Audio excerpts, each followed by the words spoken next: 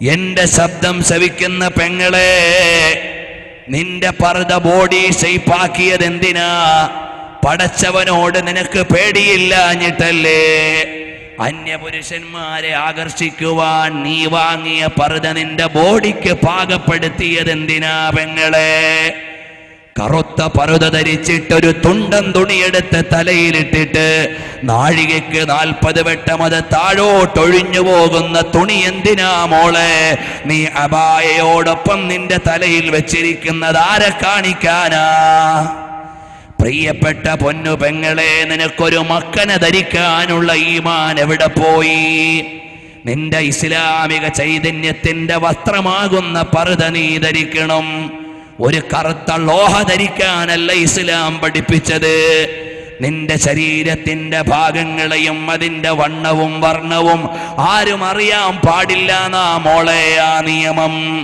അതുകൊണ്ട് നീ കേവലമായി ടെസ്റ്റ് ട്യൂബിൽ ഇട്ടതുപോലെ തെരുവിലൂടെ നടക്കുമ്പോ അന്യപുരുഷന് കാണാൻ വേണ്ടിയുള്ള വസ്ത്രം ധരിക്കാൻ പാടില്ല.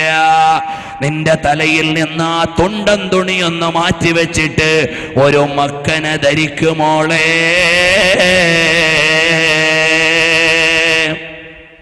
നീ എവിടുന്ന് നല്ല മനോഹരമായ പർദ്ദ ധരിച്ചിട്ട് തെരുവിലിറങ്ങിയിട്ട് ബസ് കാത്തു നിൽക്കാൻ നേരം നിന്റെ കഴുത്തിലുള്ള 10 പവന്റെ മാല എന്തിനാ മോളെ നീ പുറത്തിട്ട് നടക്കുന്നത്?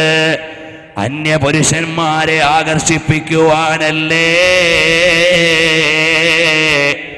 ഇതാണോ ഇസ്ലാം പഠിപ്പിച്ചു തന്ന സംസ്കാരം?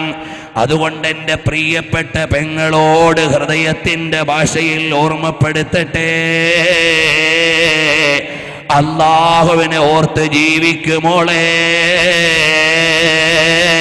നിന്റെ മനസ്സിലെ വിചാരമുണ്ടല്ലോ, നീ രാവിലെ ഹോസ്പിറ്റലിൽ പോകാൻ ഇറങ്ങാൻ നേരം നീ നിന്റെ സീക്രട്ട് മുറിയിൽ നിന്നുകൊണ്ട് വസ്ത്രം ധരിക്കുമ്പോ നിന്റെ പർദ്ദയ്ക്ക് അവിടെയും ഇവിടെയുമൊക്കെ തുന്നിപ്പിടിപ്പിച്ചിട്ട് ബോഡി ഷെയ്പ്പാക്കിയിട്ടെടുത്തിടുമ്പോ നിന്റെ മനസ്സിലുള്ള പൈശാചിക വിചാരം അറിയുന്ന റബ്ബുണ്ട് മോളെ. നീ വഴിവക്കിലൂടെ നടന്നു പോകുന്ന സമയത്ത് ആടിക്കുഴഞ്ഞ് നടക്കുന്ന നേരത്ത് നിന്റെ മനോവിചാരങ്ങളെയും ശരീരചരണങ്ങളെയും അറിയുന്ന നാഥനുണ്ട് മോളെ. അതുകൊണ്ട് ഹബീബുൽ വറാ മുഹമ്മദ് സല്ലല്ലാഹു അലൈഹി വസല്ലം തങ്ങളുടെ പ്രിയപ്പെട്ട പത്നിമാര് ഉമ്മഹാത്തുൽ മുഅ്മിനീൻ റളിയല്ലാഹു അൻഹുന്ന ജീവിച്ചതുപോലെ ഒന്ന് ജീവിക്കാൻ ഒരുങ്ങുമോളെ.